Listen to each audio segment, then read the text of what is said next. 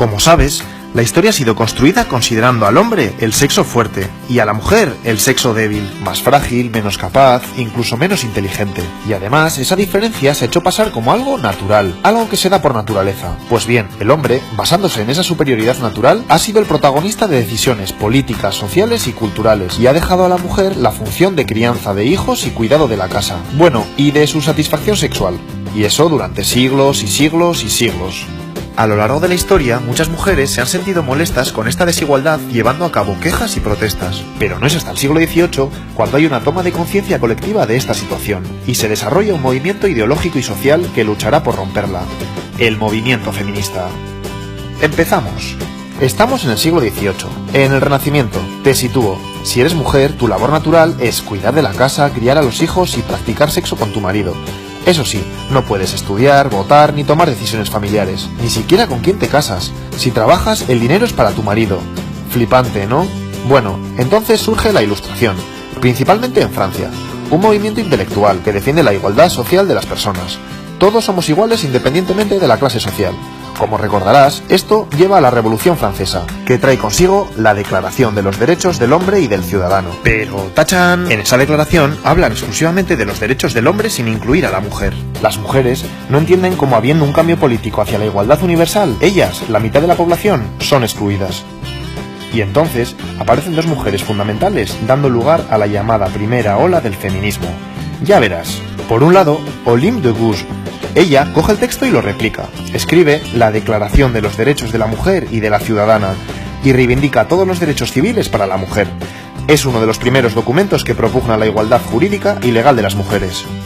Por otro lado, Mary Wollstonecraft y su Vindicación de los Derechos de la Mujer, considerado el texto que funda el feminismo. Fíjate lo que dice.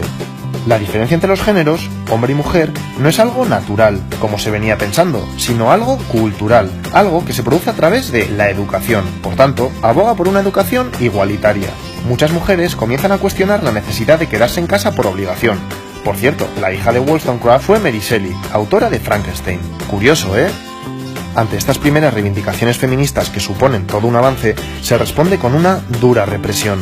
Olympe de Gouges, por ejemplo, es guillotinada, muchas mujeres encarceladas, no se permite que se reúnan más de 5 mujeres en la calle. Y espera, que esto sigue. A principios de 1800, el Código francés, o Código Napoleón, que se extiende por toda Europa, exige a las mujeres actuar con obediencia a sus maridos, y les deja sin derechos civiles ni políticos. Increíble, ¿eh? Ya ves, las cosas, en lugar de mejorar, se ponen peor para la mujer. Eso sí, a pesar de esta derrota, las cosas nunca volverán a ser lo mismo. Espera que te sigo contando porque llega la segunda ola del feminismo, el sufragismo. Y esta ola ya no es un movimiento solo intelectual, pasa a ser un movimiento de acción social. Ya verás. El movimiento sufragista surge en los dos países anglosajones, y luego estos van influyendo en el resto de países. Vamos por partes. En Estados Unidos, las mujeres han luchado por la independencia de su país. Ahora, se agrupan por la defensa de los derechos de los esclavos. Bueno, pues 4 mujeres viajan a Londres, al Congreso Antiesclavista. Pero no te lo pierdas, no les dejan participar por el hecho de ser mujeres. Al final, les dejan hacerlo tras una cortina. Indignadas, toman conciencia de su desigualdad como mujeres y, de vuelta al país, 2 de ellas, Lucrecia Mott y Elizabeth Cady Stanton, comienzan su lucha, ahora ya, a favor de los derechos de las mujeres. En 1848, en Seneca Falls, frente a unas 300 personas, exponen la Declaración de Sentimientos. Reivindican recuperar todos los derechos civiles, como la igualdad de educación. Y, como sabes, el voto. Hacen especial hincapié en esto último porque piensan que una vez pudiendo votar, los demás derechos vendrán solos. Es el inicio del sufragismo norteamericano. Las mujeres comienzan a defender sus derechos en masa, con manifestaciones, panfletos, pero no te creas que fue algo sencillo, porque durante años y años son humilladas y pisoteadas. En Inglaterra lo mismo, pero aquí se cansan antes, y tras casi medio siglo de lucha moderada, pasan a la acción, y encima lo hacen fuertemente, a través de huelgas de hambre, encadenamientos, sabotajes a líderes políticos, incluso bombas e incendios. ¿Sabías que se les debe a ellas la invención de estos métodos de lucha? Vaya. Y primera victoria. Poco a poco, a partir del final de la Primera Guerra Mundial, las mujeres empiezan a obtener el voto por diferentes países del mundo. En Inglaterra lo consiguen en 1918, eso sí, solo para mayores de 30. En Estados Unidos, en 1920, aunque solo para las mujeres blancas, y 80 años después de Seneca Falls. Y así le seguirán otros países. Pero espera un momento. El movimiento sufragista es principalmente un movimiento de burguesas blancas. ¿Y el resto de mujeres? Bueno, pues empiezan a aparecer mujeres feministas con otras realidades, como Sojourner Truth, una esclava negra que habla por primera vez de la doble exclusión, por negra y por mujer. O Flora Tristán, mujer socialista que habla de las mujeres obreras y explica también la doble represión que sufren, de clase y de género. Explica que la mujer es la proletaria del proletariado.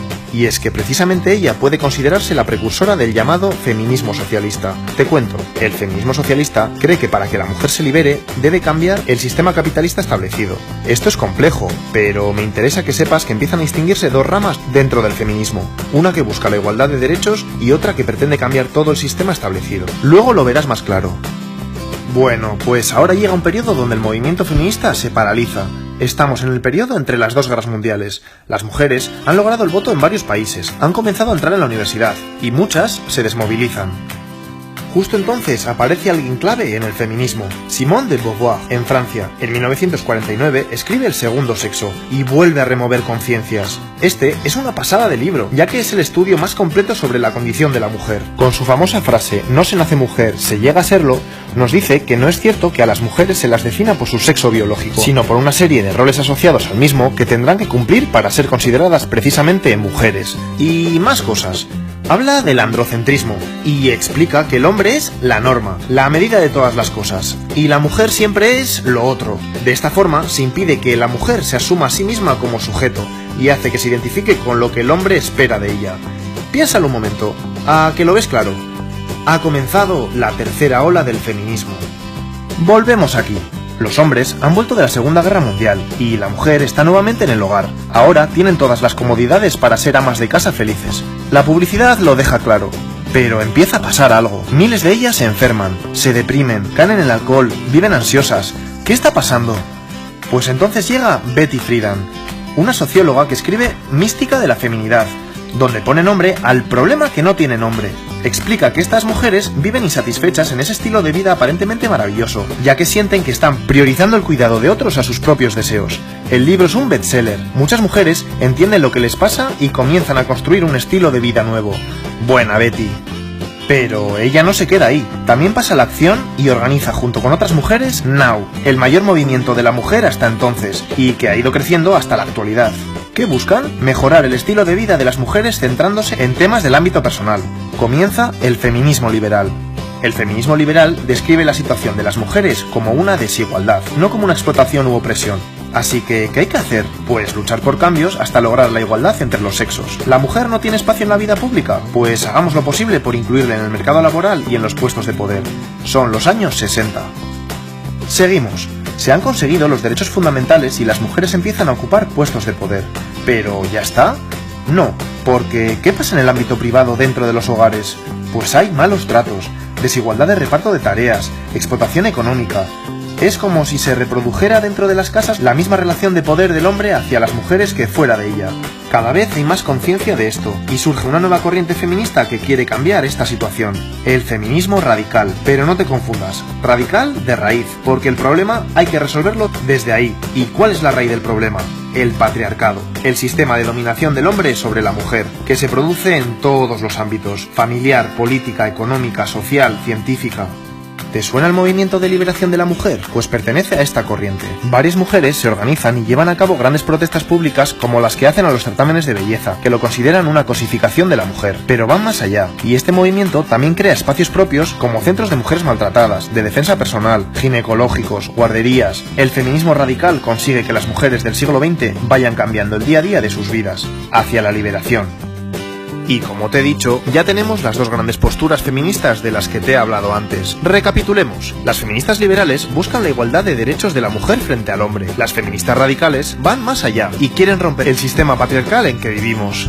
Comienzan entre ambas posturas ciertas diferencias. Te pongo un ejemplo. ¿Qué pasa si tú, mujer, subes un selfie a redes sociales en una postura sensual? Pues para el feminismo liberal, genial. Estás desafiando al sistema, que espera que te comportes de forma recatada. Estás empoderándote. El feminismo radical piensa otra cosa. Respeta tu foto. Eres libre de hacer lo que quieras, pero no cree que estés desafiando nada, porque te mueves dentro de los esquemas patriarcales impuestos del sentido de belleza de la mujer y feminidad. Vamos, que el sistema de poder se sigue manteniendo. Llegan los años 90. Vale, siguen los avances, pero veamos, hasta ahora es como si el feminismo hablase siempre de un prototipo de mujer, Pero una cosa, ¿qué pasa por ejemplo con las mujeres transexuales?